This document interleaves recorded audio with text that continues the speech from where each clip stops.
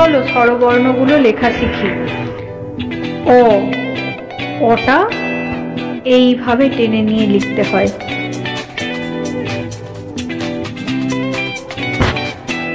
তারপর লিখব আ।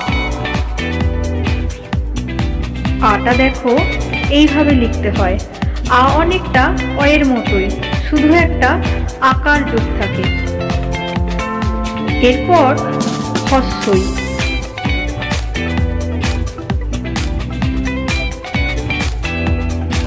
এরপর লেখা শেখাবো দীর্ঘই। হস্যই আর দীর্ঘই এর কিছুটা মিল আছে, তবে অনেকটাই আলাদা।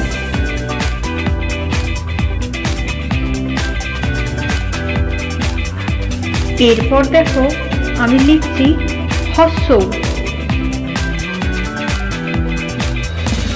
হস্যৌ লেখা হয়ে গেলে আমি লিখব দীর্ঘৌ।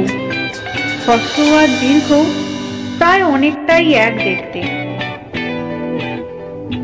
এরপর লিখব রি।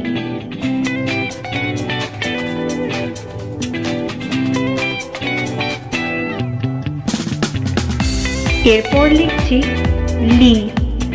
লি এর যদিও বাংলার ব্যবহার নেই, তাও আমি তোমাদের লেখাটা শিখিয়ে রাখলাম। এরপর লিখলাম এ। এবার লিখছি ওই।